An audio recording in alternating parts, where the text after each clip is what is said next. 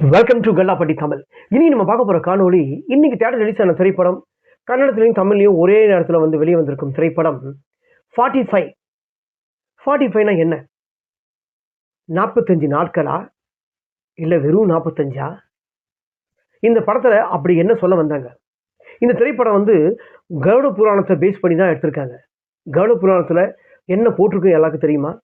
கருட புராணத்தை படித்தவங்களுக்கு தெரியும், படிக்காதவங்களுக்கு இந்த திரைப்படத்தில் சிவராஜ்குமார், உபேந்திரா, ராஜ்பி ரெட்டி மற்றும் பலர். இந்த படத்தோட ரைட்டர் அண்ட் டைரக்டர் அர்ஜுன் ஜனியா. இந்த படத்தோட தயாரிப்பு ரமேஷ் ரெட்டி. இந்த படத்தோட கதையை பார்க்கறதுக்கு முன்னாடி கல்லாப்பட்டி தமிழ் யூடியூப் சேனலை மறக்காம சப்ஸ்கிரைப் பண்ணுங்க, லைக் பண்ணுங்க, ஷேர் பண்ணுங்க. வாங்க பார்க்கலாம்.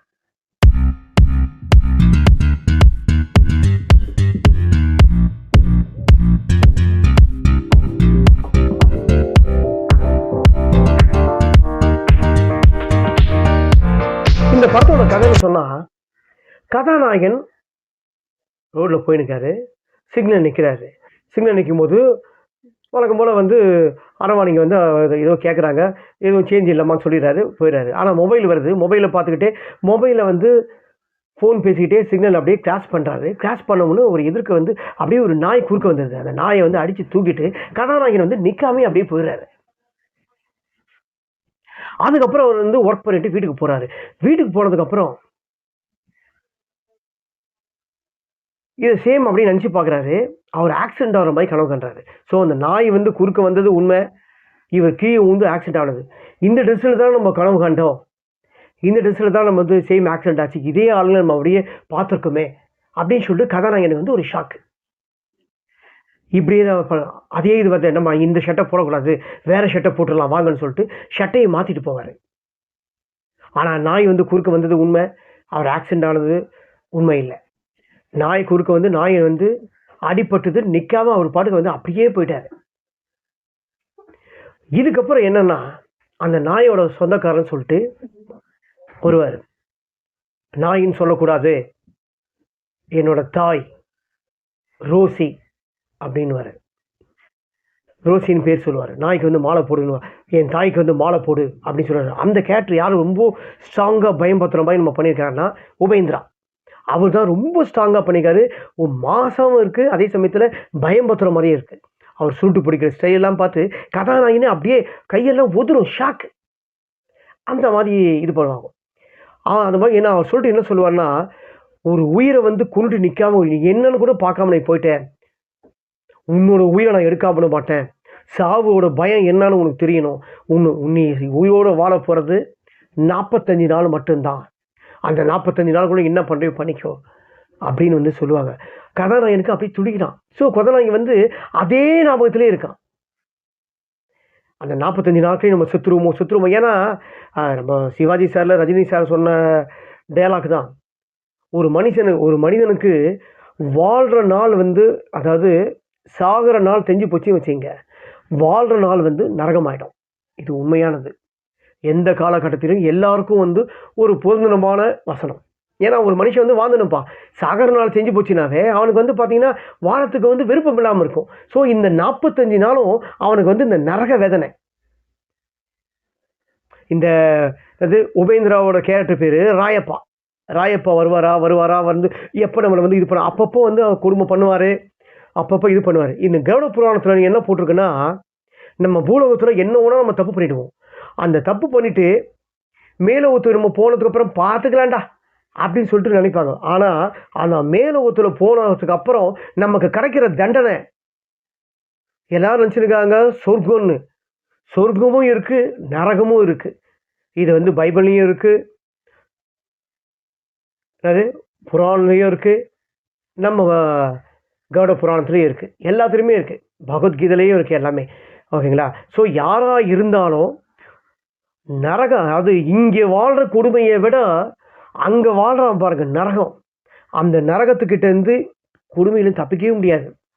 அப்படிப்பட்ட ஒரு நரகம் வாழ்ந்ததுக்கு, ஒரு மனுஷன் வந்து வாழ்ந்ததுக்கப்புறம் அவனோட ஆத்மா போய் வந்து கொடுமையை அனுபவிக்குது பாருங்க. அந்த கொடுமை என்னன்னு வந்து கருட புராணத்தை வந்து படித்தவங்களுக்கு கண்டிப்பாக தெரியும். நல்லா கேட்டுக்குங்க, கருட புராணத்தை வந்து படித்தவங்களுக்கு கண்டிப்பாக நல்லா தெரியும். அதோட தண்டனை என்ன பண்ணுவான்ட்டு. ஸோ இதை கருட புராணத்தை படிக்கிறதுக்கு நம்மளால் இப்போ நேரம் இல்லை, படிக்க முடியல அப்படின்னு வந்து யாராவது யோசிச்சிங்கன்னா இந்த திரைப்படத்தை மறக்காமல் மிஸ் பண்ணாமல் போய் பாருங்கள். அது தமிழாக இருந்தாலும் சரி, கன்னடமாக இருந்தாலும் சரி, நீங்கள் வந்து மிஸ் பண்ணாமல் போய் பாருங்கள். பார்த்ததுக்கு அப்புறம் தான் தெரியும் இந்த திரைப்படத்தில் எந்த அளவுக்கு சொல்லியிருக்காங்கன்னு. இந்த திரைப்படத்தில் உபேந்திரா, சிவராஜ்குமாரோட கதாபாத்திரம் ரொம்ப பிரமாதமாக இருக்குது. இந்த 45 நாளில் வந்து கதாநாயகன் தப்பிச்சாரா இல்லையா? கருட புராணம் பிரகாரம் அவர் வந்து தண்டிச்சாரா இல்லையா? நாயால் இப்போ ஏகப்பட்ட பேர் நம்ம பாதிச்சு நிற்கும். அங்கங்கே வந்து குடிச்சு கதறிது, நூற்றுக்கணக்கான பேர் செத்துருக்காங்க, நூற்றுக்கணக்கான பேர் காயமாக அடைஞ்சிருக்காங்க. அப்படிப்பட்ட நாயை வந்து இதில் உயர்த்தி காட்டியிருக்காங்க. ஆனால் உயர்த்தி காட்டினாலும் கடவுளோட படைப்படை என்ன சொல்கிறாங்கன்னா, மனிதனுக்கு உயிரை படைக்கும் போது நாயை வந்து படைச்சதும் கடவுள் தான், அதுவும் ஒரு உயிர் தான். அந்த உயிரை நீ கொண்டுட்டு ஏன் நிற்காம போனேன்? இதுதான் கடவுள்கிட்ட இருக்கிற பாயிண்ட். இந்த பாயிண்ட் இருந்து கதாநாயகன் தப்பிச்சாரா இல்லையா? கதாநாயகனோட அம்மா ஒரு பெரிய முருகர் பக்தர். அவர் வந்து நான் காப்பாத்துறேன், முருகன் வந்து எப்படி காப்பாற்றாம போவோம் அப்படின்னு சொல்லும்போது முருகன் காப்பாற்றியே தீர்வான்னு சொல்லிட்டு தான் சொன்னவனு தான் ஆணை வச்சு அவர் கழுத்தில் ஏதோ கட்டுறாங்க. அப்போதான் சிவராஜ்குமார் என்ட்ரி. சிவராஜ்குமார் வந்ததுக்கு அப்புறம் இந்த படத்தில் வந்து பெரிய ஃபயர். கதாநாயகன் இருந்தாலும் இந்த படத்தில் வந்து நடிப்புன்னு சொன்னால் உபேந்திரா, சிவராஜ்குமார், அதுக்கப்புறம் தான் கதாநாயகன். ரொம்ப அழகாக நடிச்சிருப்பாங்க. இந்த படத்தில் செகண்ட் ஹாஃபில் ஒரு 15 நிமிஷம் சீன்ஸு, கிளைமேக்ஸ் சீனு யாரும் எதிர்பார்க்காத அளவுக்கு ஒரு டுஷான சீனு. எதிர்பார்த்துருக்க மாட்டாங்க அந்த மாதிரி கிளைமேக்ஸ் சீன்ஸில். ஒரு பல அவதாரத்தை சிவராஜ்குமாரை காட்டுவாங்க. அந்த சீன்ஸ்லாம் தேட்டரில் ஃபென்டாஸ்டிக் பர்ஃபார்மன்ஸ், ரொம்ப பக்கமாக இருக்கும். இந்த படத்தோட எடிட்டிங் ஆகட்டும், பேக்ரவுண்ட் மியூசிக் ஆகட்டும், சினிமா ஃபோட்டோகிராஃபர் ஆகட்டும், ரொம்ப எதையுமே குறை சொல்ல முடியாத அளவுக்கு இந்த திரைப்படத்தில் ரொம்ப பிரமாதமாக இருக்கும். ஒரு மனுஷனுக்கு தேவையானது வேலை, அதுவும் போச்சு. நம்ம நண்பர், அதுவும் போச்சு. கதாநாயகி, அவரோட காதலி, அவரை விட்டு போயிட்டாங்க. அதுக்கப்புறம் நம்ம கடைசியாக நம்ம கூட இருக்க நம்பிக்கை யார்? தாய், அம்மா, அவங்களும் உயிருக்கு போடின்னுக்காங்க. 4 5வது கடைசியாக இருக்குது அவனுக்கு உயிர். இந்த உயிரை அவர் காப்பாற்றுறதா இல்லையான்னா இந்த படத்தோட ஒரு படத்தோட கதையே தான்.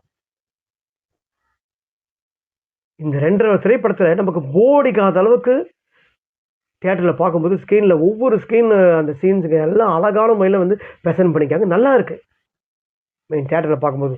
நம்ம தியேட்டரில் படம் ரிலீஸ் ஆகிதுப்பா, சிவராஜ்குமார், உபேந்திரா நடிப்பு நல்லா இருக்குது. தியேட்டரில் உள்ளே போய் பார்த்தோன்னா நம்ம போடிக்காத அளவுக்கு தான் கண்டிப்பாக படம் வெளியே வருவோம். டிக்கெட்டுக்கு நம்ம போனோன்னா நம்ம காசு நஷ்டம் இல்லைன்னு சொல்லுவாங்க. ஏன்னா கருட புராணத்தில் ஒவ்வொன்றும் போட்டிருக்கதை நம்ம மதிக்கிறோமா சொல்லுங்கள்? பூலோகத்தில் வாழ்கிற வரைக்கும் மேலே போயிட்டா இங்கே பூலோகத்தில் இருக்கிறத விட ஒரு கொடுமையான ஒரு இடம் நம்மளோட ஆத்மாவுக்கு அந்த கொடுமை இருக்குது, கொடுமையான நரகம் இருக்குதுன்னு நம்ம வாழ்கிற மக்கள் நமக்கு தெரிஞ்சுக்கிட்டாங்கன்னா ஒவ்வொரு விஷயத்துலையும் கொஞ்சம் உஷாராக இருப்பாங்க நம்ம மக்கள். எந்த விஷயத்தில் நம்ம தப்பு பண்ணுறோம், எந்த விஷயத்தில் நம்ம தப்பு பண்ணக்கூடாது, எதில் வந்து நம்ம நியாயமாக இருக்கோம், அதை தெரிஞ்சுக்கினாவே மேலே நம்ம போகணும் வச்சிங்களேன், நம்ம வந்து சொர்க்கத்துக்கு போகலாம். ஆனால் கண்டிப்பாக ஒவ்வொரு மக்களும் வந்து அதை கேட்பாங்களான்னு தெரியாது. இருக்கிற வரைக்கும் பூமியில் வந்து அக்கிரமம் பண்ணி தான் இருப்பாங்க. அந்த அக்கிரமம் பண்ணுறதுக்கு ஒவ்வொருக்கும் தண்டனை கருட புராணத்தில் எப்படி போட்டிருக்கோம் அந்த தண்டனை கண்டிப்பாக இருக்கும். யாரும் படிக்காதவங்க இந்த திரைப்படத்தை பார்த்து ஒவ்வொருத்தரும் தெரிஞ்சுக்கங்க. நல்ல திரைப்படம் 45. Please subscribe our new channel GALLAPETTI Tamil.